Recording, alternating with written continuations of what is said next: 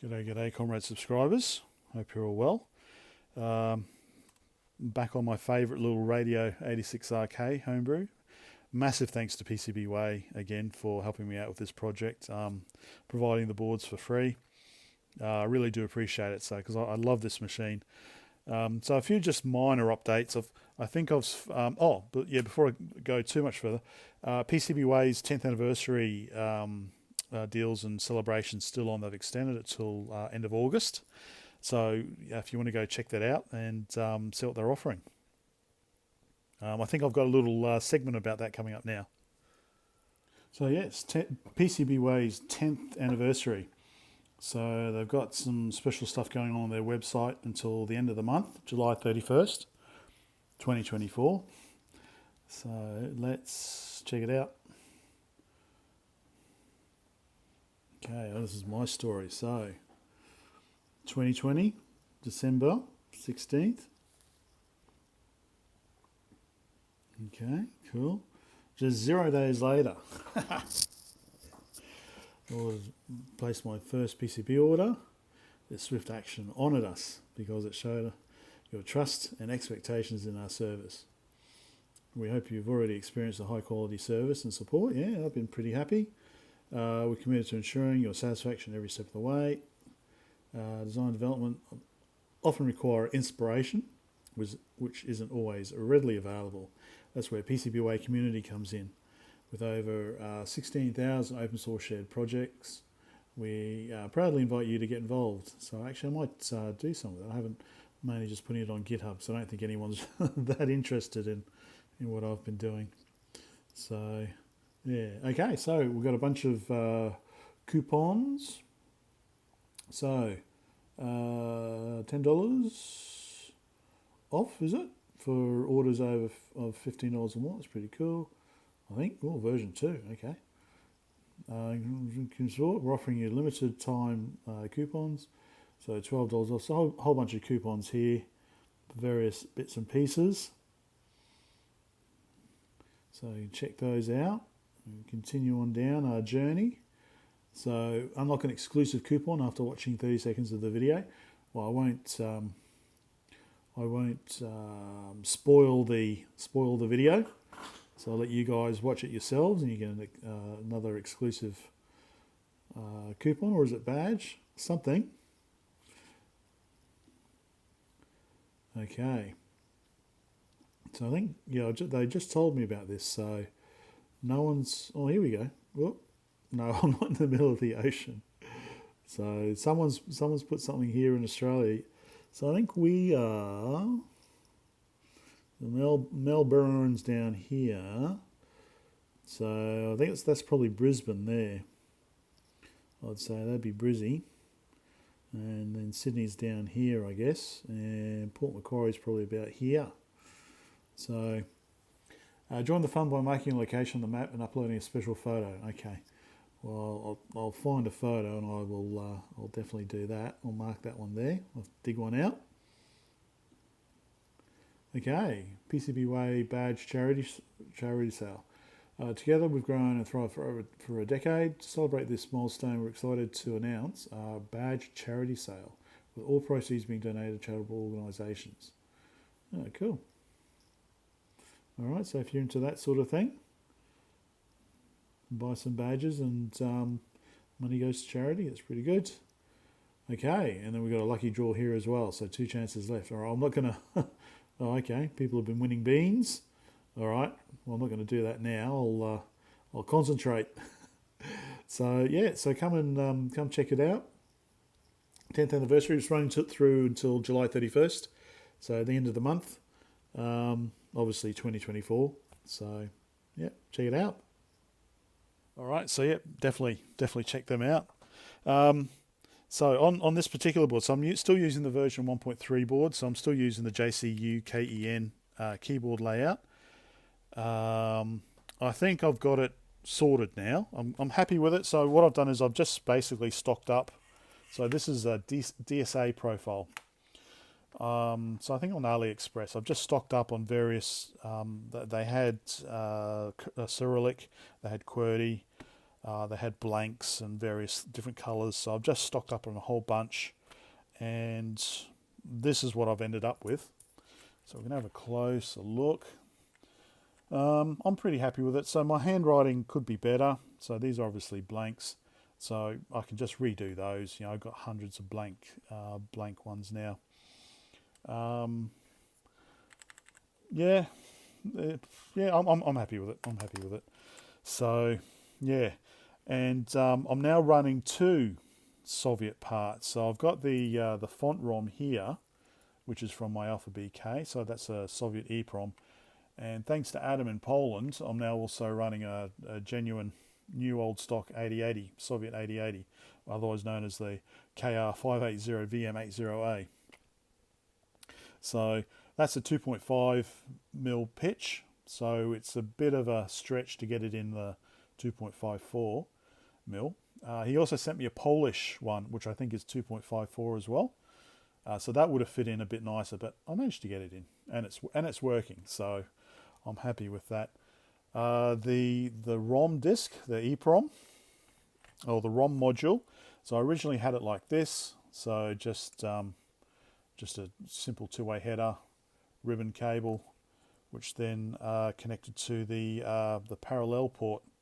But I've managed to track down some sockets. So now I've got it connected directly on. Got to make sure it lines up like that. So yeah, I could probably try and find right angle ones so that I could have, I could stick it in like that perhaps. So, but yeah, I like it. I like it. Like I say, I love this little machine. This is great. I'm happy with it. So, what I want to do next is basically use it to learn assembly language. So, admittedly, 8080 assembly language. So I'm starting a bit behind. And to do that, I thought Sargon.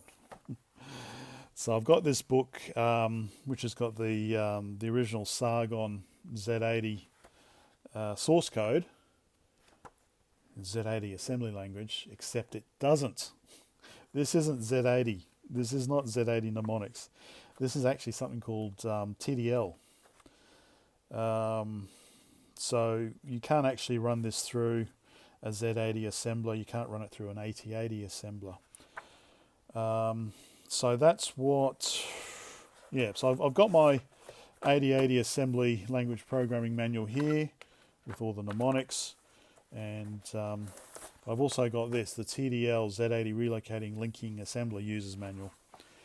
So this apparently, you can see here 1977, this apparently was one of the first assemblers for the Z80, macro assemblers for the Z80, for the S100 systems. So it's basically a 2-pass system. So this would, I think you run this through it, and it's kind of 8080. Yeah, so I think the way it works is that it's kind of 8080 and it converts it to Z80. So it's like a 2-pass system. So this is kind of 8080, but there's stuff in here which isn't 8080. You know, it's TDL, so you need to convert that as well. So what am I going to do? So there is a GitHub project where someone actually has all this code in, and that's part of a Sargon to Intel 8086 assembly project. So obviously I want to go back the other way, but they've got the code, all this code already typed in, so I don't have to type it in myself. The second thing I'm going to be using is, so there is this does have an editor and assembler, Redaktori assembler. So this is from Radio July 1987. So there is on this ROM module an editor assembler that I could use, and this describes it here. It's got a little sample assembly listing here, and it gives you all all the commands here on how to use it. And I was trying it, and the bloody thing was just honking and screaming at me the whole time. So there's a lot of commands. So you need to use the AR2 button. So for example, when you're in the editor, you've got all the output, input, verify. So AR2 and O. So you've got to go, and yeah, if you don't anyway. So instead of doing it on here, there's a very clever guy has created a online 8080 assembler for these machines, where it'll actually highlight errors. So what I've done is I've taken this source code here, pasted it in, and it's highlighted all the errors for me already. So then I can go through and say, for example, right at the start, right at the very beginning, it doesn't like these equates here. Let me bring the light over. So it doesn't like all these equates here. So pawn equals 1. So the solution to that is it's got to be pawn EQU 1. So it's simple things like that. Dot lock, for example, as well. So I need to figure that out as well. And so his online assembler, all this information's in the description, video description. It will then, it'll compile it, and then you can run it in. It'll spin up. I think is it a vector? It'll spin up one of these sort of machines that you will actually run it on, and you can also output it as a WAV file. You can also save it as an RKR file that you can load on here. But yeah, just going back to that dot lock. So that's why I've got this manual here, because it actually explains relocation bases. No, it's not that. Relocating the code. Here we go. Dot lock, and we've got dot bytes and things like that. So that's the plan. Yeah, I don't know. I thought it might be interesting. I might learn something. Yeah, but let's have a quick game of. I like Pac-Man, but I think I've figured out the tricks on Zonix as well. Let's have a look. Okay, I've had problems with this getting out of sync, so I'm not sure how I'm going to do this, but turn it on. Okay, I think Zonix might be on the ROM. So to load the ROM, okay, yep, Zonix 4. So you've got the editor assembler there, so we're going to have a quick look at that. So we're in the editor. You can switch to the assembler, the editor there. So you've got like things like to load a file is like, yeah, and then input, and then you've got file. So asking for the file name, I guess.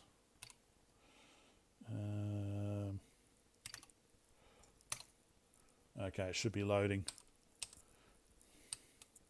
Oh, I need to break out of that. Yeah, but if I otherwise, if I press the wrong keys, it's just it just screams at me the whole time. So yeah, I won't do that. Anyway, let's no, I want to see what I mean. Let's reset again. All right, let's load the ROM again.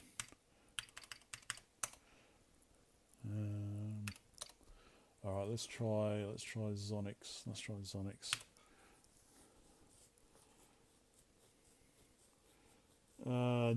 Нет. I can't remember. Why not? I'm looking for D. D for yes. Okay, I think this is some. Got up there. Names. Okay. How many players? I think. All right. No idea what's going on here. All right. Okay.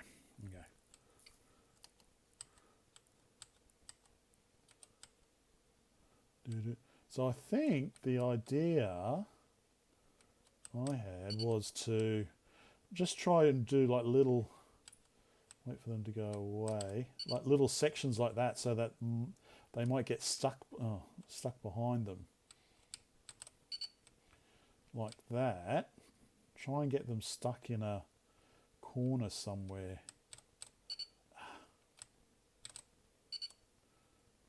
Like that. Okay. I didn't mean to do that. Okay.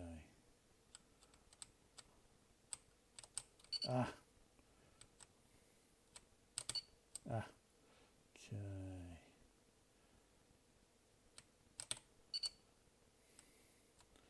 Something like that.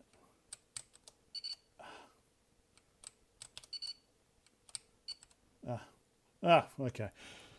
Maybe I wasn't getting any better. One more game.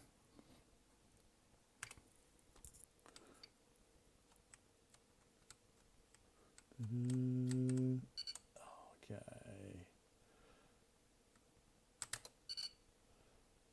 Okay, maybe.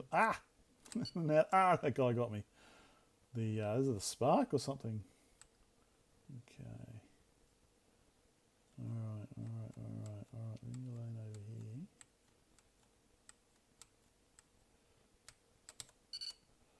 Okay.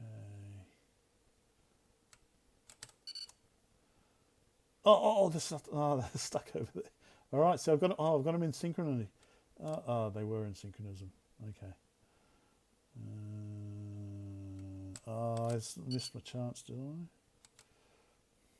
So I thought maybe this might be a better tactic. See, like that one's stuck. Oh, it was stuck in there.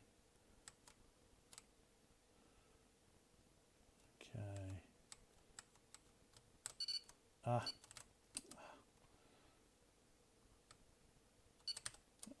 I don't know. Anyway, all right. Let's have a look at this assembly. Okay, here we go. Pretty 8080 assembler. So this, when you open it up, it has this sample little assembly program here. You can see up here project test.com, and its target is the vector. Vector order is 06C ROM. But you can also see here the Microsha and the Radio 86. It'll also generate, so we obviously want to do the Radio 86.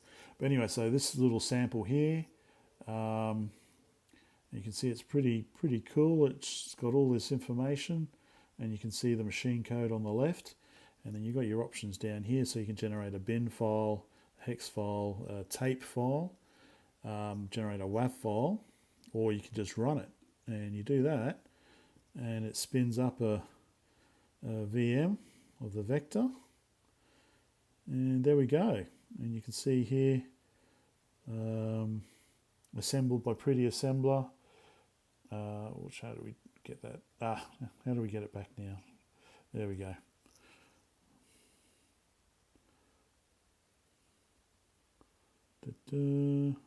Assembled, and then long binary initialization section, so which I think is this text here. So there we go. So if we want to, which is very simply, so get rid of all of this, and we go. So this is the Sargon code here that I've got from the other. So if we just copy all that and just paste it in here, and you can see all the red highlighting is all the where all the errors are. So I think this is all TDL. So for example, things like this, pawn equals. So if we want to convert it to Intel 8080, then we have to swap that to like that. So for example, so this is what I mean. It's, it might not work. There's still the graphics issue to sort out. Might not be able to get it to load, although it does say it should work in 8K. But if anything, I might learn something. And down here, so this is where you've got to figure out this dot lock here as well. So was it dot lock? This statement sets the location counter to the value n. So in this case, it's going to be set to start plus 80. And start, okay, those start labels, so wherever the start label is in memory. Yes, this is what I need to try and get my head around. If n is an absolute value, then the assembler will assign absolute address. So, yeah, a lot to do.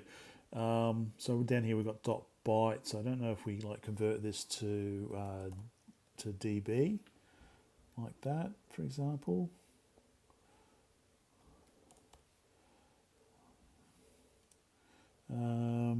Yeah, so a lot for me to learn as I go through this. So let's see. If you never hear about this again, then you know why. Okay. Hopefully my stuff for the Osborne is on its way. So hopefully later this week I should be able to do some more work on that. Okay. Bye for now.